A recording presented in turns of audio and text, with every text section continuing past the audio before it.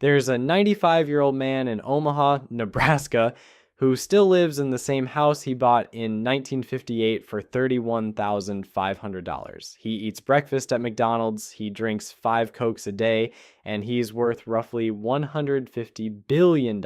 Now, here's the strange part. If you walked up to Warren Buffett today and asked him what to do with your $10,000, he'd give you an answer that contradicts almost everything he personally did to become Warren Buffett. The greatest stock picker in human history would tell you, with a completely straight face, not to pick stocks. And then, in the same breath, he'd tell you that if he had your $10,000 instead of his hundreds of billions, he could earn returns that would make Wall Street's best hedge funds look like amateurs. Both statements are true. And understanding why they're both true is worth more than any stock tip you'll ever get. Because this isn't really a video about Warren Buffett, it's a video about which of his 2 answers belongs to you. My name is Nick, and I've spent way too much time reading shareholder letters written by a man who eats the same McDonald's breakfast every morning. If you've ever stared at a brokerage account wondering whether you're supposed to be doing something smarter with your money, hit subscribe, because today we're running the actual numbers on both of Buffett's answers, and one of them is going to surprise you. Quick housekeeping before we dive in. I'm not a financial advisor, and this isn't financial advice. This is me walking you through what the most successful investor of all time has actually said, in his own words, about exactly this question.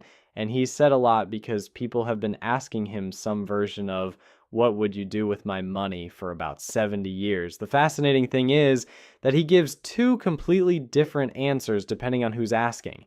There's the public answer, the one he wrote into his own will, and there's the personal answer, the one he gives when someone asks what he would do if he woke up tomorrow with a small amount of money and no reputation.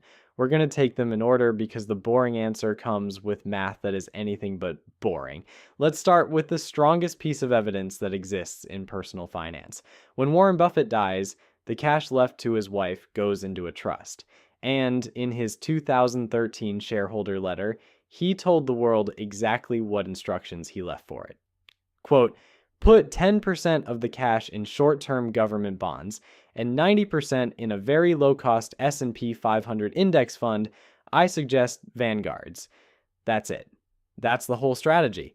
The man who built a $1 trillion company through legendary stock picking looked at the question of how to invest money for the person he loves most, and his answer was the most boring product in finance. An index fund, the thing your HR department offers you, the thing finance bros on TikTok call cope. And here's the thing, this wasn't theoretical for him. He bet money on it, real money, publicly against professionals. In 2008, Buffett made a $500,000 wager with a hedge fund firm called Protégé Partners. The bet was simple. Over 10 years, a plain Vanguard S&P 500 index fund would beat a hand-picked basket of 5 hedge funds of funds, the smartest money managers in the world, charging premium fees with armies of analysts versus a fund that does literally nothing but own 500 companies and go to sleep. 10 years later, the do-nothing fund had returned 125.8%. The hedge funds averaged 2.2% per year. One of them did so badly it returned 2.8% over the entire decade.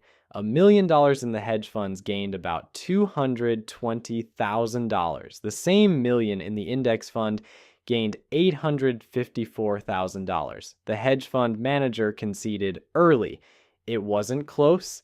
It was the financial equivalent of bringing a Formula One pit crew to a race and getting lapped by a guy in a Camry on cruise control.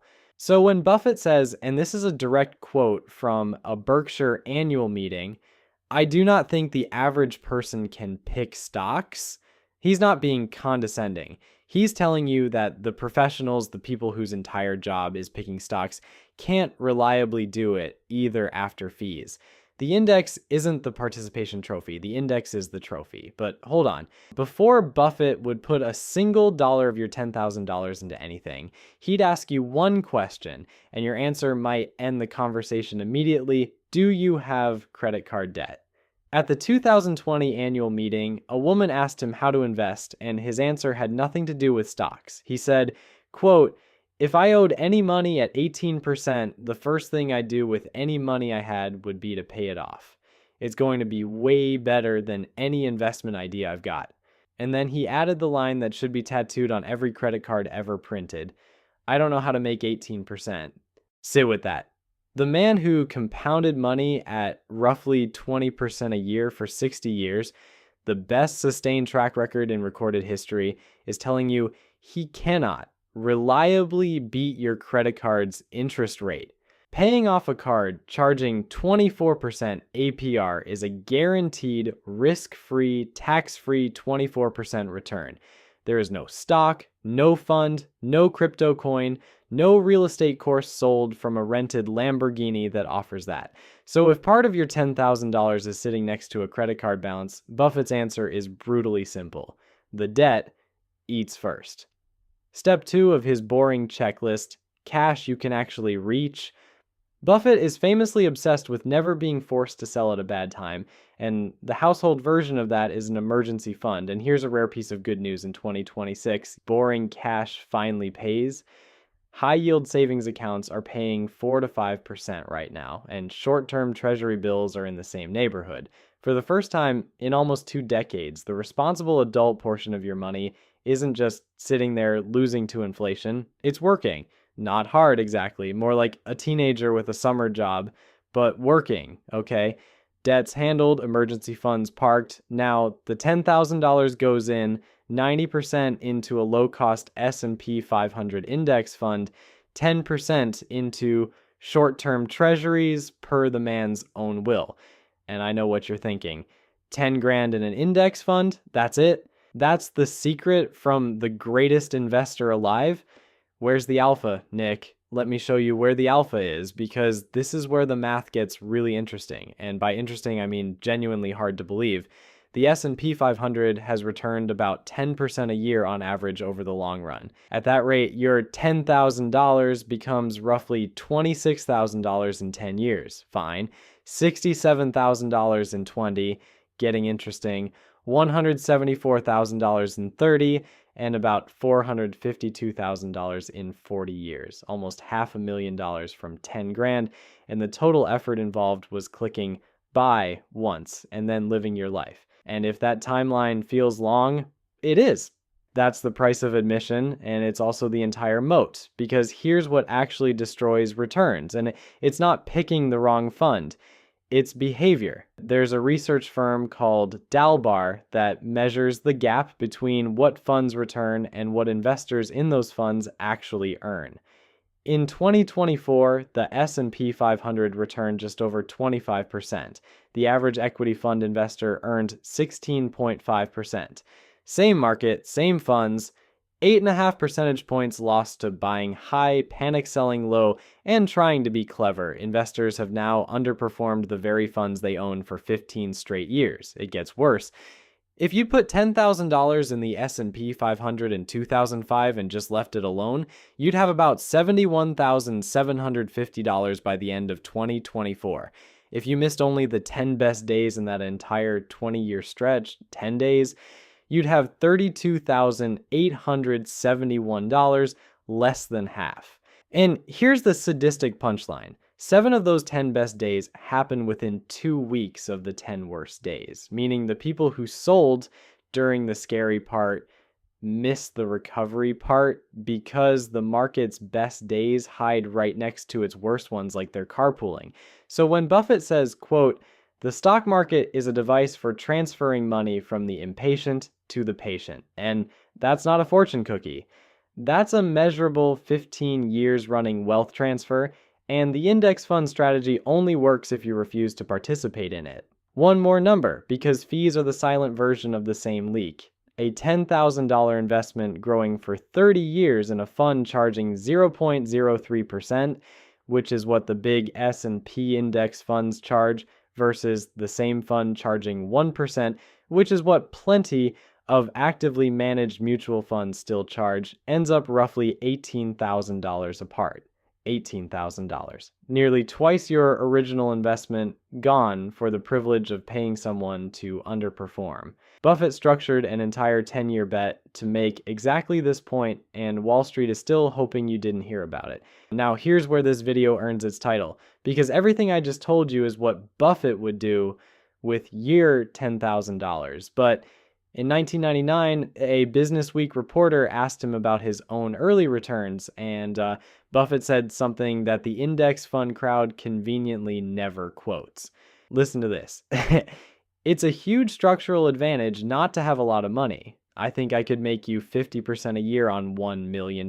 No, I know I could. I guarantee that. 50% a year. Guaranteed, his word, not mine. And before you write it off as an old man flexing, he repeated it at the 2024 annual meeting at age 93, saying that with small sums, he'd try and know everything about everything small, and I would find something. Let me put 50% a year into perspective because the number sounds abstract until you compound it. $10,000 at the index's 10% becomes $26,000 in a decade.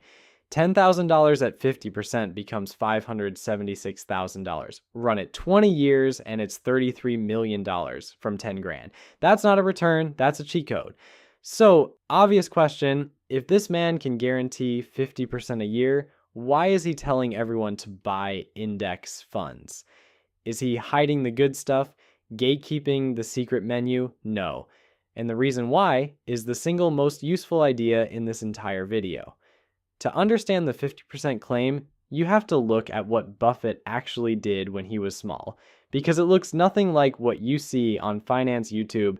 No charts, no momentum, no top 5 stocks for 2026. What he did was closer to investigative journalism with a calculator. At age 20, he discovered a little insurance company called GEICO, found out a Graham connection sat on its board, and took a train to Washington, D.C. on a Saturday. The building was locked. He banged on the door until a janitor let him in, found the only executive working that weekend, and interrogated the poor man about insurance economics for 4 hours. Then he put $10,282 into the stock, about 2/3 of everything he had at 20 years old, and made roughly 50% in a year. In his 20s, he sat in a room and turned every single page of the Moody's manual. 20,000 pages of tiny print covering every public company in America, looking for stocks so cheap they were basically mispriced by accident. When someone asked him decades later how a small investor should find ideas, his answer was, do that.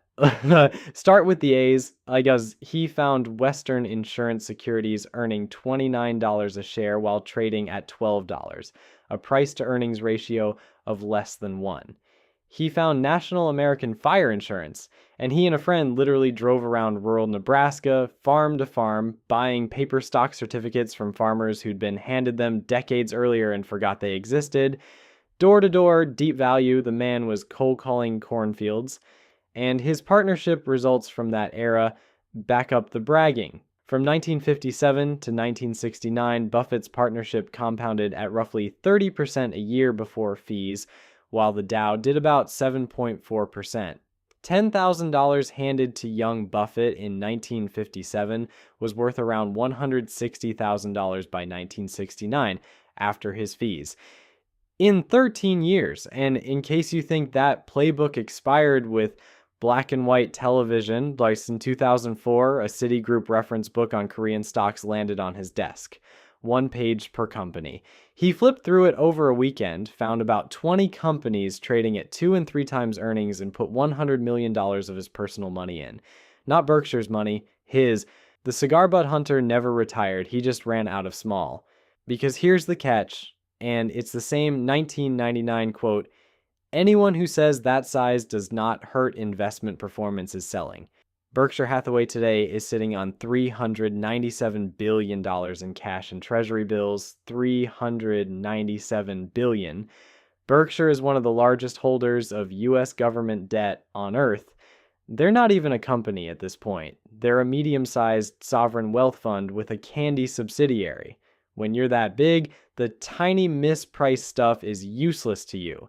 If Buffett found one of his old 1950s specials today, some $50 million company trading at 1x earnings, and it went up tenfold, it would move Berkshire's needle by a rounding error. He wrote it himself in his 2024 letter, "We have no possibility of eye-popping performance." Every company big enough to matter to Berkshire has been, in his words, endlessly picked over. And look at what's actually happening in Omaha right now, because 2026 is a genuinely historic moment over there. Buffett stepped down as CEO on January 1st. Greg Abel runs the place now, and Buffett's final letter to shareholders last November was basically a long goodbye with one warning baked in: Berkshire's stock will at some point fall 50% again, like it has 3 times before. And the instruction was, don't despair, don't sell. Meanwhile, the new regime's actions are telling you exactly what the smartest capital allocators on the planet think of today's prices. The Shiller PE ratio, a measure of how expensive stocks are relative to a decade of earnings, is sitting at 40.7. The second highest reading in 140 years of data. The only time it was higher was the peak of the dot-com bubble, and Berkshire's response is to sit on the largest cash pile in corporate history, sell down old positions, and deploy only reluctantly. A home builder here, a bigger alphabet stake there.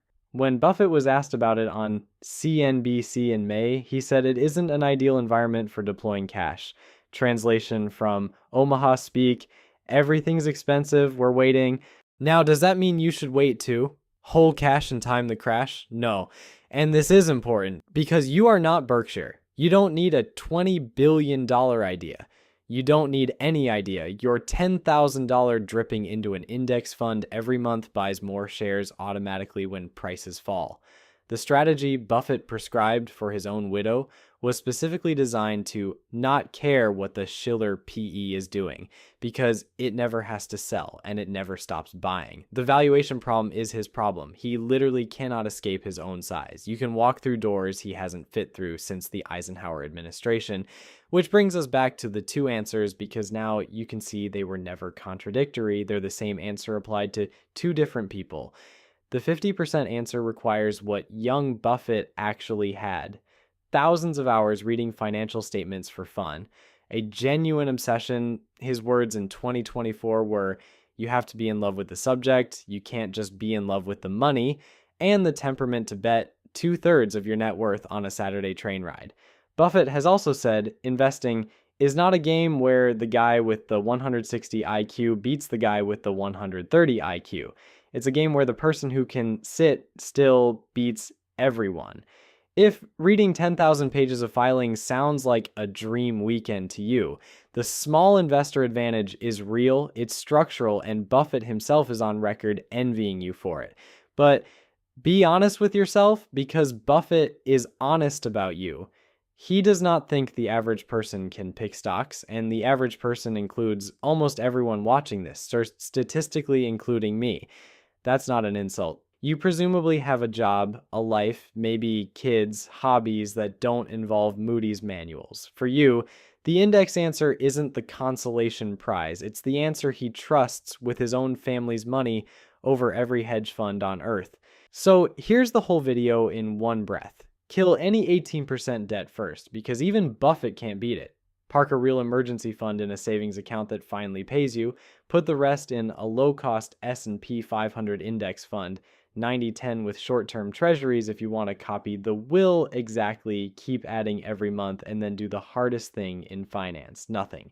Not when the market drops, not when your brother-in-law finds a coin, not when the news says this time is different. And if you need a final reason to trust the boring path, consider the median American household has about $8,000 in the bank.